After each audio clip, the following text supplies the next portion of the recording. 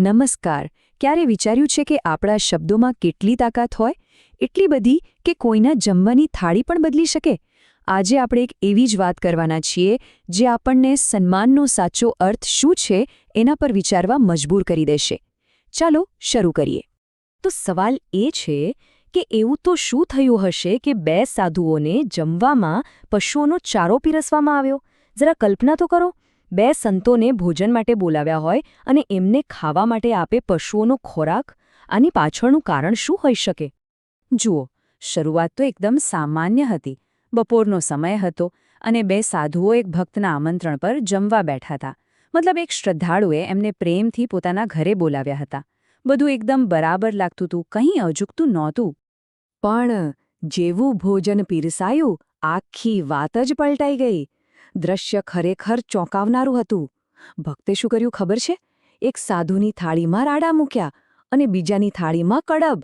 અરે, આ તો પશુઓ ખાય અને એ ખોરાક સાધુઓની સામે હતો. હવે આ જોઈને કોઈ પણ ગુસ્સે થાય, બરાબર ને? તો બસ સાધુઓ પણ ગુસ્સાથી લાલચોળ થઈ ગયા. સીધું જ બોલી ઉઠ્યા, અરે ભગત, આ શું કર્યું? આ કોઈ ખાવાની વસ્તુ છે? એમના અવાજમાં ગુસ્સો અને આશ્ચર્ય બધું જ સાફ દેખાઈ રહ્યું હતું. તો આખરે આવું કેમ થયું? આ વિચિત્ર ભોજન પાછળનું કારણ શું? એ સમજવા માટે આપણે થોડું પાછળ જવું પડશે, એ જ દિવસની સવારમાં. કારણ કે આખી એ વાતનું મૂળ શબ્દોમાં છુપાયેલું હતું. તો થયું એવું કે એ દિવસે સવારે પેલા ભક્તે એક સાધુને એના સાથી સંત વિશે પૂછ્યું.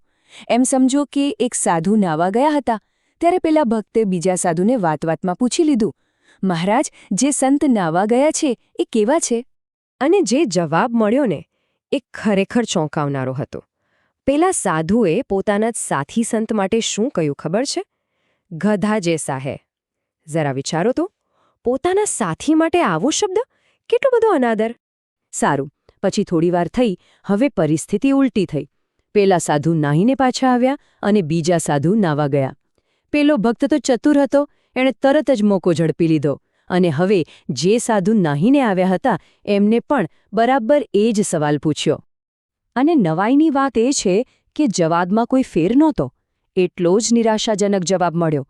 આ બીજા સાધુએ પોતાના સાથી માટે કહ્યું, બેલ જૈસા હૈ. મતલબ કે બંનેએ એકબીજાનું અપમાન કરવામાં કોઈ જ કસર બાકી રાખી નહોતી. તો હવે આખી વાત સ્પષ્ટ છે, બરાબર ને? એકે બીજાને ગધેડા જેવો કહ્યો તો બીજાએ પહેલાને બળદ જેવો કહ્યો. જે લોકો સાથે રહેતા હતા, સાથે ભક્તિ કરતા હતા, એમની વચ્ચે એકબીજા માટે સન્માનનું નામો નિશાન નહોતો. અને બસ આ જ શબ્દો આપણને પાછા પેલા ભોજનના દ્રશ્ય પર લઈ આવે છે. હવે સમજાયું? ભક્તે જે પીરસ્યું હતું ને એ અપમાન નહોતું. એ તો એમના જ બોલેલા શબ્દોનું એક પ્રતિબિંબ હતું, એક અરીસો હતો. પેલો ભક્ત જે એની ચતુરાઈ માટે જાણીતો હતો એ એકદમ શાંત રહ્યો. એણે સાધુઓના ગુસ્સાનો બહુ શાંતિથી સામનો કર્યો, કારણ કે એને ખબર હતી કે એણે જે કર્યું છે એની પાછળ એક બહુ મોટું અને સ્પષ્ટ કારણ છે. અને પછી એણે એ વાક્ય કહ્યું જેણે આખી બાજી પલટી નાખી. ભક્તે શાંતિથી કહ્યું, જે ગધેડા જેવા છે એમના માટે રાડા અને જે બળદ જેવા છે એમના માટે કડબ. તો હવે જમો. આ શબ્દો છે ને સીધા તીરની જેમ વાગ્યા હશે. તો વાતનો મુદ્દો શું છે? એ જ કે ભક્તે બીજું કાંઈ નહોતું કર્યું, બસ એમના જ શબ્દોને એમની થાળીમાં પીરસી દીધા હતા. એ તો ખાલી એ બતાવી રહ્યો હતો કે તમે એકબીજાને જે પીરસી રહ્યા છો એ હકીકતમાં કેવું દેખાય છે. આ સાંભળતાની સાથે જ બંને સાધુઓ તો સ્તબ્ધ થઈ ગયા. એકદમ ચૂપ, એક શબ્દ પણ બોલી ન શક્યા. એમને પોતાની ભૂલ બરાબર સમજાઈ ગઈ હતી. ભક્તે જે પાઠ ભણાવ્યો હતો એ સીધો એમના હૃદયમાં ઉતરી ગયો. પણ વાર્તા અહીં પૂરી નથી થતી. યાદ રાખો, ભક્તનો ઈરાદો અપમાન કરવાનો નહોતો, એ તો કંઈક શીખવવા માંગતો હતો. તો ચાલો હવે જોઈએ કે આ પાઠ ભણ્યા પછી શું થયું. પહેલાં તો ભક્તે બંનેને પ્રેમથી ઠપકો આપ્યો. કહ્યું, તમે સાથે રહો છો, એકબીજાનો મહિમા સમજવો જોઈએ. આ શું ગધા જેસા, બેલ જેસા, આવું થોડું બોલાય. અને પછી આટલી સરસ શિખામણ આપ્યા પછી એણે એમને અસલી ભોજન પીરસ્યું, જે એણે પહેલેથી જ તૈયાર રાખ્યું હતું. ગરમા ગરમ દૂધ પાક પૂરીની મિજબાની. અને આખી વાતનો સાર બસ આ એક જ વાક્યમાં છે. ભક્તે એમને સમજાવ્યું કે સાચી ભક્તિ શું છે. એ છે એકબીજાની પ્રશંસા કરવી, એકબીજાના ગુણ ગાવા, અપમાન કરવામાં નહીં.